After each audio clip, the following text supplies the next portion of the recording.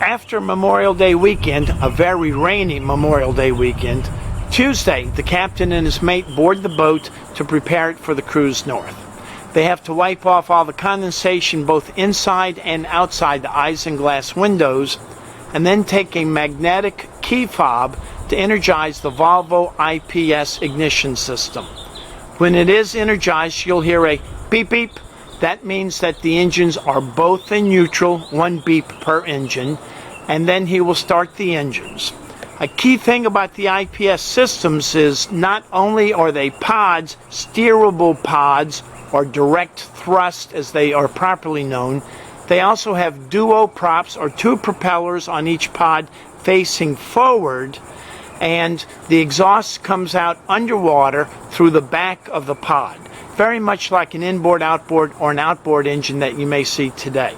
So when the engines start, you'll notice the bubbles come out under the water, up under the swim platform. Those are the exhaust bubbles from the engines themselves.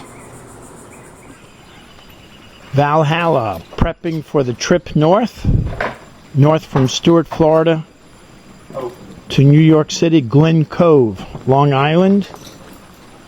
And the captain's going to start the two Volvo IPS systems right now. Hey, Mark? Yes, sir. Just give me one of those for that chamois for just a minute. Sure. First, they're trying to clean off the windows. We've had 5 inches of rain yesterday, and everything's dewy, foggy. Trying to clean up the windows inside and outside so they can see where they're going. All right, thanks. You're going to have to wring that out. It's pretty wet. Looks like that's all on the inside. What's that? Just down on the bottom on the inside.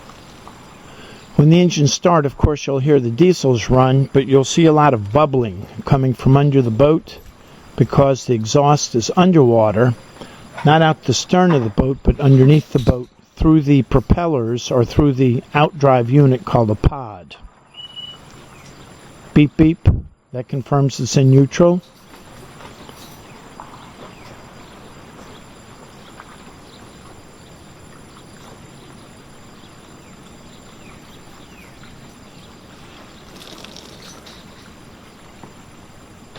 And the computer's going through its diagnostic checks.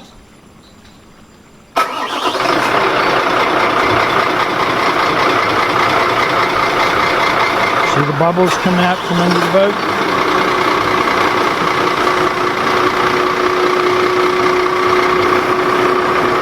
So the engine's going to warm up, check systems, turn on the GPS, the radar, get all the navigation systems ready, and he'll cast off in a bit. Stand by. Engine started. All the gauges are reading in the normal levels. They're ready to cast off. You'll notice that the fenders are still on the port side. They'll have to take those off the port, put them on the starboard for the lock. And you may also notice the kind of narrow walkways on the gunnels or the sides of the boat. So this boat actually has a walk-through windshield. So as they leave River Forest Yachting Center in Stuart, Florida, they'll head out, take in all of the dock lines, take in the fenders, and get the boat ready for the lock, which is just about 2 miles to the east. Valhalla's casting off River Forest Yachting Center in Stuart on the Okeechobee Waterway, headed to New York City.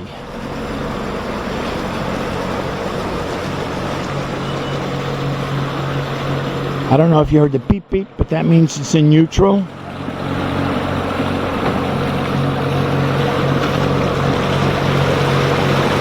See you guys.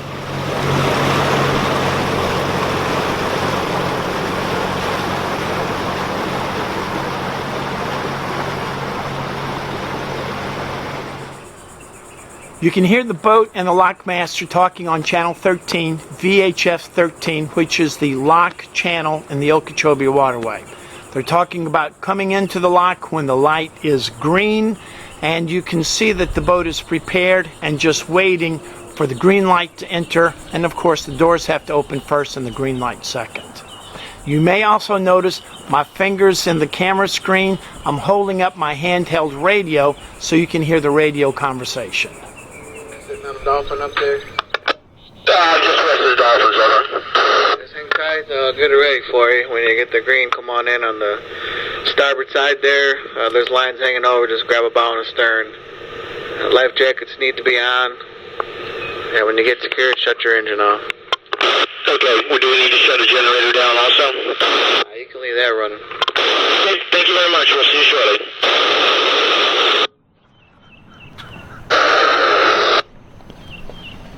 So we just heard the lockmaster call the boat Valhalla, and I heard some booms and thumps. So I guess they're starting to open the doors at the St. Lucie lock. I don't see them moving, but I guess the pins were released, the locking mechanism. And I'm looking east towards the Atlantic Ocean. St. Lucie Lock, Okeechobee Waterway. Let me come back to my left. Right now I'm looking north. And I can see the boat way down there past that last dock. It's a blue hull. He has his fenders already ready, deployed on the starboard side. You heard the lockmaster say that they must wear life jackets while inside the lock. And they also have to shut off the main engines, but they can leave the generator running. Stand by. When they get closer, I'll get a better shot. Here she comes, eastbound into the St. Lucie locks. The doors are not open yet, so I guess he's going to slow down and try to slow his approach to wait for the doors to open in the lock.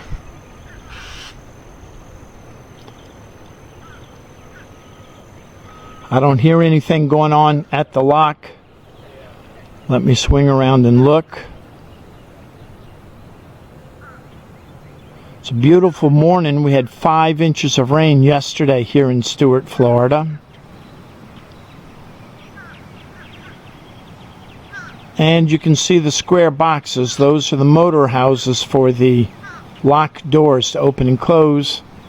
And the lock is in between the two of those, the black and yellow diagonal striped doors. But they're not open yet.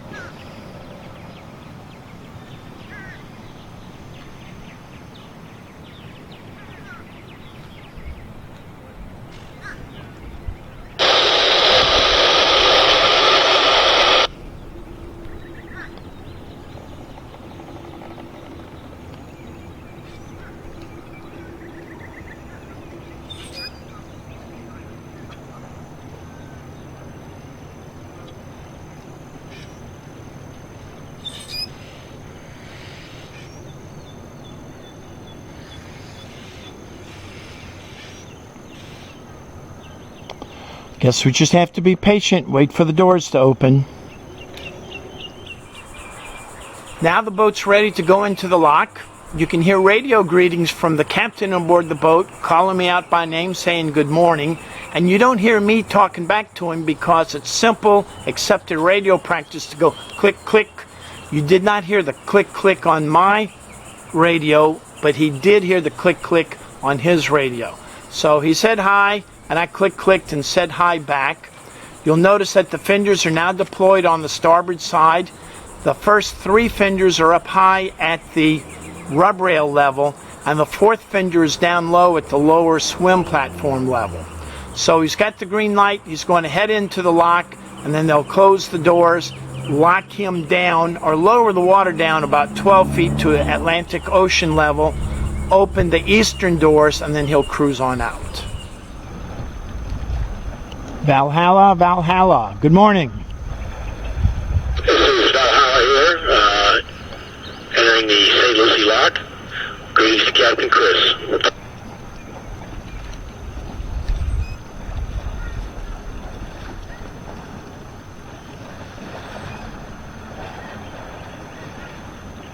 Okay, they have got the green light, just like a traffic light on a city street. They've got the... We are proceeding eastward into the lock. There you go.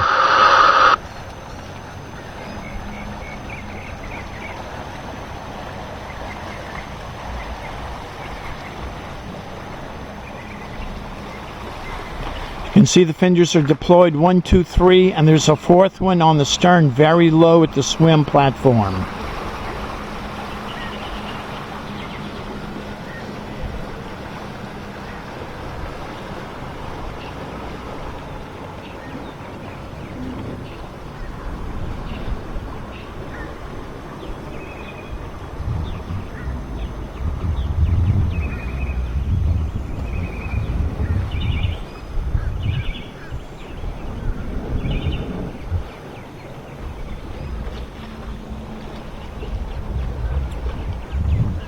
You look real close to that right-hand blockhouse. You can see the green flashing light like a traffic light. That's the A-OK to enter the lock signal.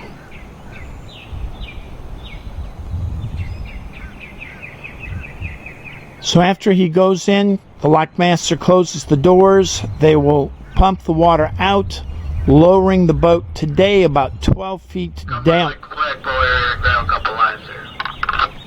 Roger, copy. Flagpole area. So that means he's going to put him in the middle of the lock, not by the front door, not by the back door, but in the middle. And he'll pump the lock down about 12 feet to Atlantic Ocean sea level.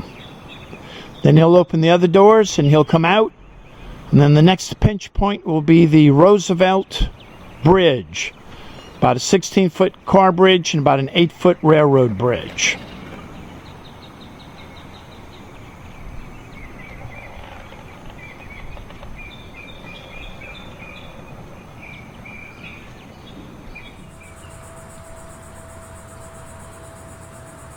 You've heard about the tortoise and the hare. Here's Tommy the turtle in our backyard, and you can see a Hatteras long-range cruiser on the screen. The advantages of a Hatteras long-range cruiser is the name, LRC, long-range cruiser. Long-range, it holds about 1,300 gallons of diesel fuel, has two 110 horsepower diesel engines, they're about 110 horsepower, and does 7 knots. So you can go from Miami to Annapolis, all the way to Martha's Vineyard, and maybe even into Boston on one tank of fuel. On the other hand, the hare is the Formula 40 PC that we've got coming up. It can top out at 31 knots and cruise comfortably and economically at about 22 knots and only holds about 250 gallons of fuel. So as you watch this Hatteras go through the bridge, watch their first mate. It's a golden doodle. He's on the bow of the boat, runs down the starboard side, upstairs to the fly bridge to report to the owner everything's okay. I'm standing atop the old Roosevelt Bridge, downtown Stuart, and you can see the leaf is lifting. And I'm on the car bridge. You can hear the truck to my right. And looking over to the east, you can also see that black bridge that's lifted. That's the Florida East Coast Railway Bridge. That's also open to marine traffic. So the Roosevelt Bridge, full upright position, and it looks like a Hatteras 48 long-range cruiser. So he's eastbound, leaving Sunset Bay Marina, downtown Stuart, headed through the Okeechobee Waterway, through the Roosevelt Bridge, and towards the Intracoastal Waterway or the ocean and the Bahamas. I also see a dog climbing up the stairs on the starboard side, a big white dog. Could be a golden doodle like we have.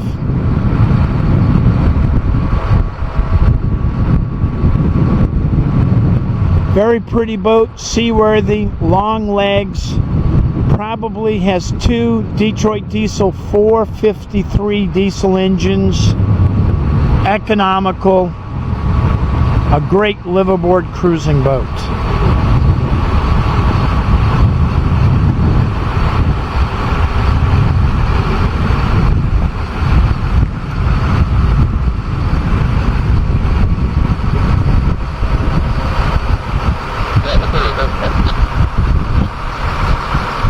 Now you'll hear the bridge with 5 short blasts, meaning danger, the bridge is closing.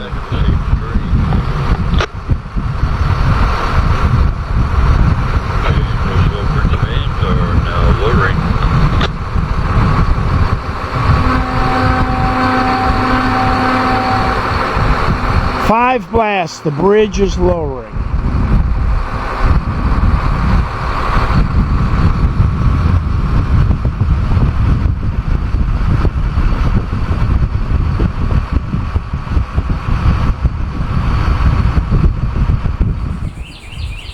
In Florida, we use channel 09 on the VHF Marine radio to hail the drawbridges to request an opening. In this case, we can hear the boat calling the bridge on the radio, but the boat's so far out of camera view, we cannot see it. Fortunately, the conversation is very clear, concise, and crisp. You can hear it, where the boat tells the drawbridge tender he's at red number 24, eastbound, and requests an opening. So the drawbridge tender himself has a better angle on the channel, and he can see the boat, and he can judge his approach to the drawbridge itself. He also may notice that there is another radio conversation between the bridge tender and the maintenance crew that's underneath the bridge performing periodic maintenance to the motors and the gears. The maintenance crew reports back that they are okay for bridge opening and closure. So everybody's game, everybody knows what's going on. We just have to wait for the bridge to start its opening when the boat gets closer.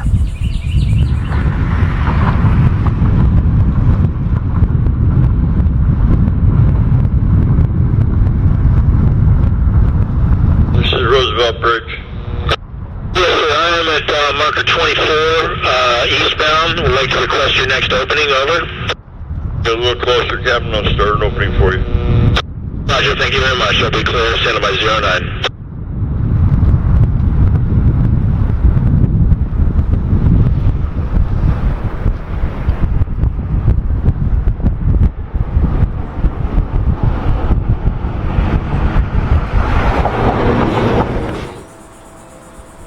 The bridge tender got approval from the maintenance crew to open and close the bridge, but then the bridge tender radioed back, again on channel 9, where the boat traffic can hear and also the maintenance crew can hear, that there's a holdup because there are pedestrians walking across the bridge.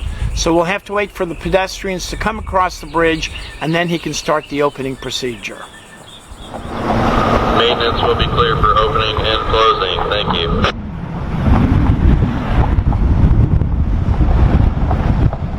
I got some pedestrians come over the bridge. It's going to be a minute or two. Roger, copy. We'll just wait till you're ready.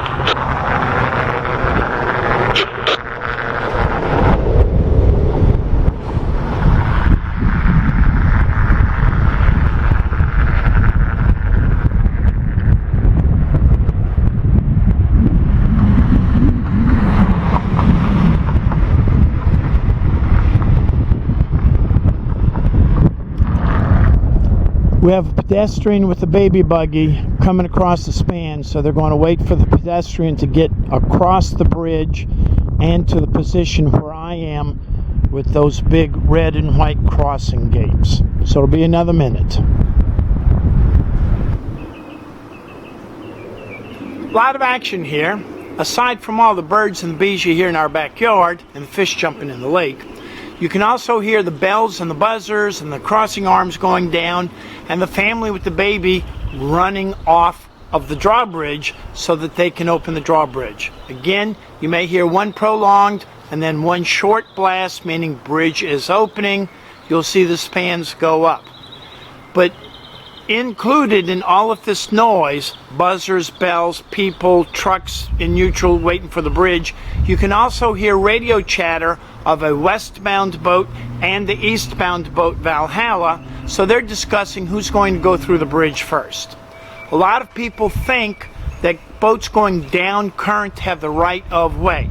That's not exactly true in tidal areas where the tide comes in and the tide goes back out. So it's a gentleman's courtesy that the person going downstream, down current, is given the right of way by choice, not by law. So Valhalla is going to go down current, downstream through the bridge, then the other boat's going to go upstream, up current through the bridge, and you'll notice that he's got 4 outboard motors on the back of that boat. And then finally you'll hear 5 short whistles, which mean danger, the bridge is closing. A lot going on. Okay, the 25-foot center console westbound just past 23 Alpha, opening Roosevelt. Roger, Captain. I'm in the process of opening now for an eastbound vessel. You can see the ongoing gate goes down first. The off-going gate comes down second. And you may hear one prolonged and one short blast, meaning bridge is opening. Whistle signal.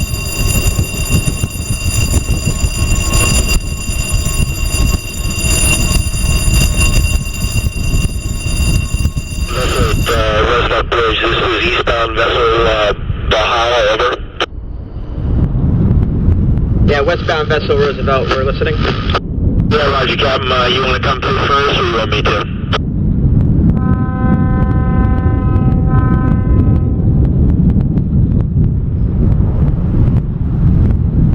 You can take it. You got downstream. We'll let you go first. All right, Roger. I appreciate the courtesy. Thank you very much. We'll be clear. Stand by 09. Copy.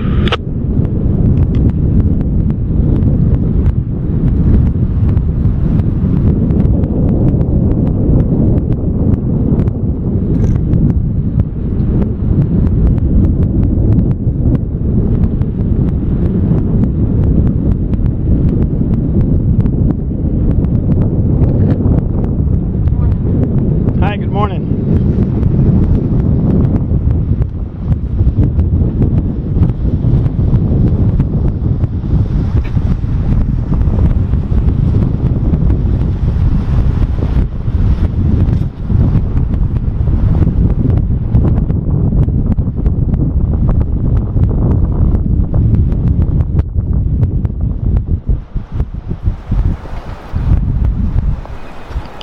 Walking across the street to the eastern side of the bridge.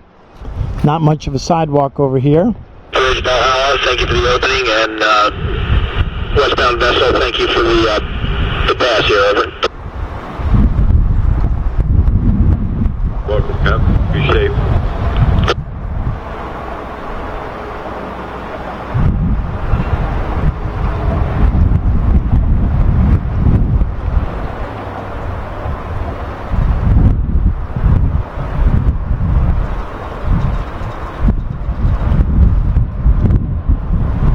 I don't know if you can appreciate the turbulence from the tide change. You can see a lot of swirling water down there. The railroad bridge is narrow. It's about 52 feet horizontal clearance. The car bridge is a little bit wider, maybe 60, 65, and I'm just guessing.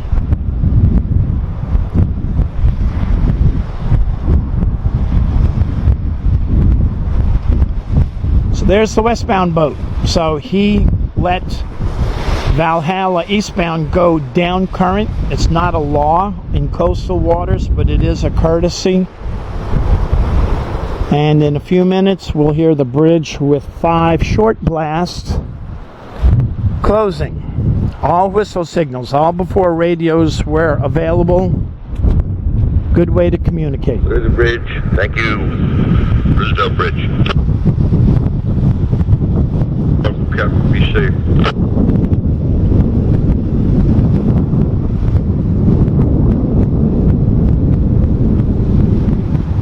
The Roosevelt Bridge spans are now lowering.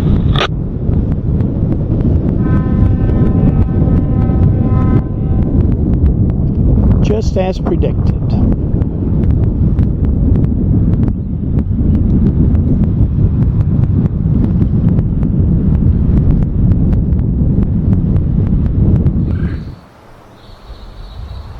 Upon fueling at Sailfish Marina in Manatee Pocket in Stuart, Florida, this is the closest place to the Intracoastal, to the St. Lucie Inlet and the Atlantic Ocean. It's actually on the crossroads where you've got the Okeechobee Waterway intersecting with the Intracoastal Waterway.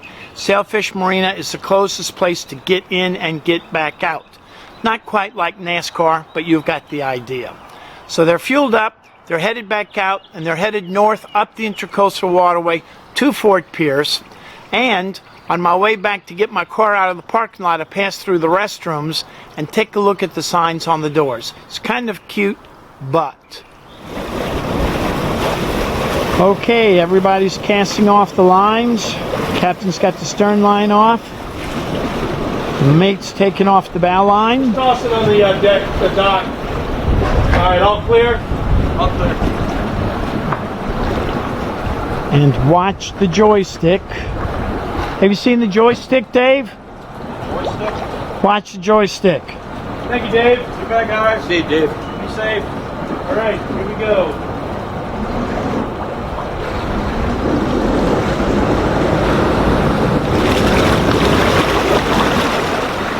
No bow thruster, no stern thruster.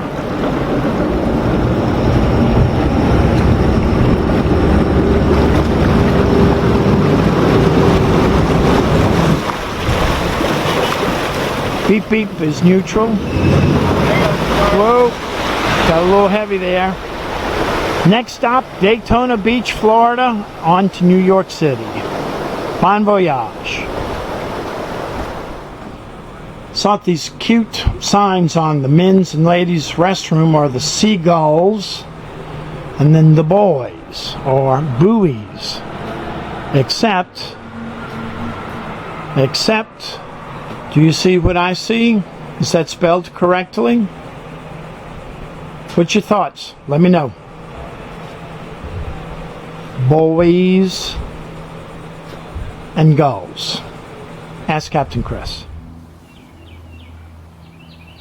Valhalla is northbound coming through Fort Pierce, Florida. Fort Pierce is a very popular area because of the ship channel going out to the Atlantic Ocean. It's a very deep channel, 35 feet. The entrance from the ocean has got rock jetties on the north side and the south side. This is a very popular area for cruisers after they've completed their vacation in the Bahamas. Very popular for them to use the aid of the Gulf Stream to help them slide north and come into Fort Pierce. It's a country area, it's not a big city area, and customs is easy to get to and easy to clear customs. So you'll see Valhalla cruising north in the Intracoastal Waterway, slow down as required by law to go through the drawbridge, but you'll notice that the drawbridge does not open. It's 26 feet tall, but the mate does come out on the bow of the boat to look at the VHF antenna to make sure that it does clear the bridge. And of course everybody measures their radars, they measure their antennas, but they just want that visual confirmation to make sure it's correct. After they pass through the bridge, they'll open the boat up and cruise on up to Daytona Beach. Can you believe it? They get to Daytona Beach that night. It's a fast boat. Keep in touch. Wish them well. Fort Pierce, North Drawbridge. 26 feet air clearance. Here comes Valhalla.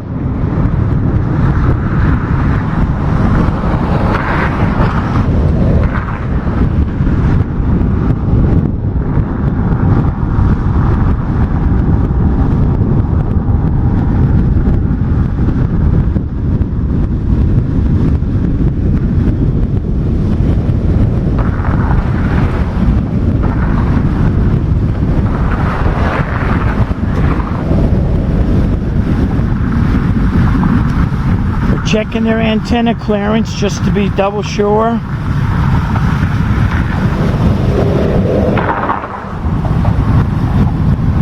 I did not expect there would be a problem. Let's see if I can get across the street now. Here we go, here we go.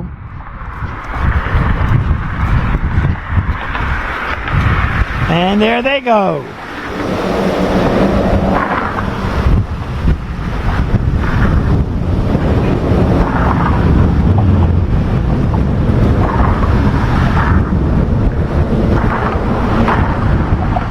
Cruising at about 22 knots, top end 31 knots. Next stop, Daytona Beach, and then New York City. Bon voyage.